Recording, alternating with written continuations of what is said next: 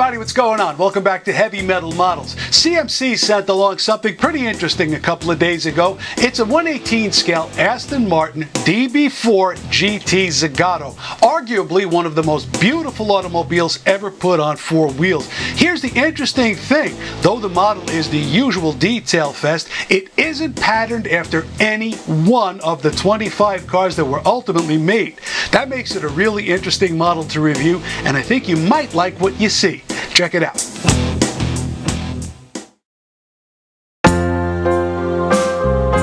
There were 25 Aston Martin DB4 GT Zagatos built, including the original 19 from 1960 to 1963, 4 Sanction 2 cars built on unused DB4 GT frames in 1988, and then 2 Sanction 3 cars that were cobbled up from even more leftovers and delivered to lucky owners at the very end of the last century. All of them were Aston approved, and at auction, each can fetch in the multi-millions of dollars.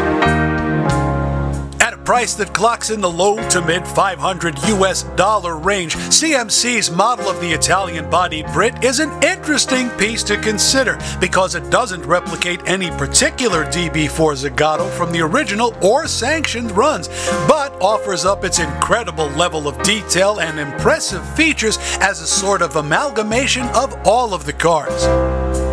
With the outsized fender vents, wide grille, and sliding side glass from one distinctive car, chassis 0193, the model rolls with the green paint, left-hand drive, and other smaller details culled from other chassis.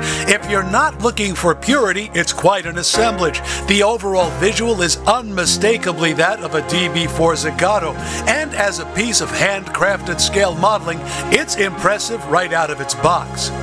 The paint sparkles in a too large for scale glitter that accents the car's swoopy body lines and well-fitted doors, hood, and trunk, and up front the stamped metal grille and fared-in metal-trimmed headlights are only some of the separately cast and installed adornments that dot the car. Tiny bits of real metal and neatly chromed plastic trim make up the side vents, the window trim, and the tiny door and trunk handles. There are night lights with Wii simulated bulbs on the car's doors and trunk, and in between the Aston's winged, almost legible badges and beautifully done faux hood pins add scale relief. So do the photo-etched, folded, and rubber-bladed windshield wipers and side view mirrors.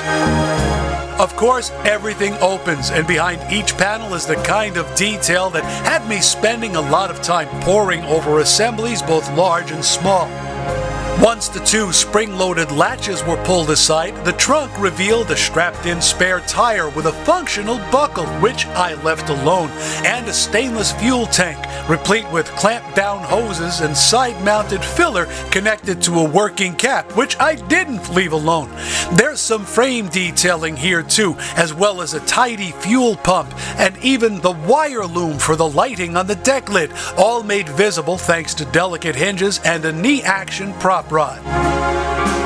Magnetic catches secure the doors, and a look inside offers up leather-covered race seats set above a carpeted floor and placed before a full-on dash that's been fitted with readable gauges and cast in a heavy crinkle finish. There's more leather on the door panels, and the panels themselves are held in place with pinhead-sized rivets. Above that, the plastic side glass slides open and closed. In the darkness, some of the details, like the set of pedals below the wood-toned steering wheel and the leather retaining straps on the doors, are a little hard to see, but they're here. Behind the seats, the DB4's rear section is also flocked, as is the headliner above. The big show on most CMC models occurs under their hoods, and finding that the wire hood pins on this one were static was kind of a blessing. That made for a drama-free entry and a good viewing experience. Once the prop rod was in place, I was able to scope out the crazy cool level of detail CMC's built into and onto the 3.7-liter 6, starting with crisply cast pieces for the cam covers, the triple Weberts, and the dozen or so ancillary pieces along the sides.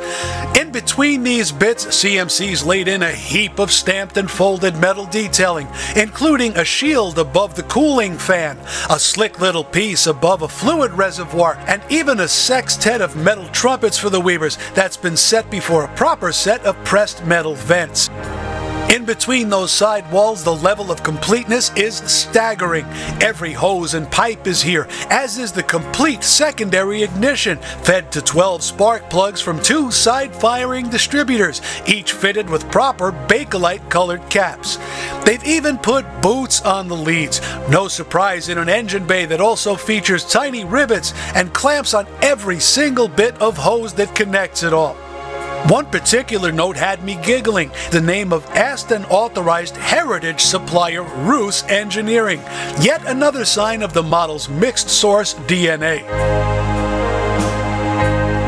More of that incredible detail lives beneath the car, where the metal floor pan hosts just about every possible detail I could have imagined, and a few, like the tiny return spring set into the parking brake assembly, that I couldn't. There are copper, stainless, and coated wire lines run to replicate the brake, fuel, and oil feeds, and each is clamped to the frame with metal straps and rivets. A protective plate for the driver's footwell is riveted on, as is the beautifully metallized and installed twin exhaust, which exits in twin metal trumpets. The wheels are beautifully laced, full metal units that come off the car to reveal the disc brakes and complex, fully functional working suspension and steering gear, all set onto the frame with pivoting joints, real coil springs, and flexible hoses that follow the axles and spindles in their travels. One of my favorite details under here is the complex stampings used to replicate the mounts for the brake fittings at the rear axle. Folded, riveted, and fitted beautifully, they are as carefully placed and put together as any of the details topside, and serve as proof that when it comes to detail, CMC is always ready to go the extra mile to get collectors to say, wow. As you saw in the video, this is a really deeply detailed model car. And one of the things I love about CMC is that they don't give you the scaled hardware. Now that sounds like an oxymoron. Wouldn't you want scaled hardware in a model car? Well, not necessarily. What CMC does is they make their rivets a little big. They make some of those stainless pieces even a little bit clunky. But what that does is that pulls you in. That gets you into the model building process in a way that is more engaging than I think any other maker out there does. Yes, there's a lot to be said for scale fidelity, but there's also a lot to be said for looking at a piece and saying, man, I know how they made that. That took some time, that took some effort. That's really kind of cool. Now, as far as the historical accuracy, which has been a real bone of contention with a lot of collectors, and I do understand that, to make any one of the 25 Aston Martin DB4 GT Zagatos that were made starting in 1960 and going up to 2000 when the last of the Sanction 3 cars were delivered, that's kind of a dead-end street. That's one car of all of the cars, and none of the cars were exactly alike. So therefore, what CMC did, for better or for worse, was hit one straight up the middle. There's little bits of every one of the cars all around this model. While it doesn't make it a pattern of any one car, it does give you the flavor of all of the cars, taken alongside the color of the model and all of those advanced details and features, typical CMC stuff. I really enjoyed having this model in hand. I think you would too. Hey, if there's a model you want to see on Heavy Metal Models, let me know. Joe at HeavyMetalModels.com. Join us on our Facebook page, chime in with all of the other collectors, and of course, I ask you, subscribe to us right here on the YouTube channel. This way, when there's a new video, you'll get an email and you'll know what's ready to view. I do appreciate you coming down here. We'll see you real soon with the next video. Take care.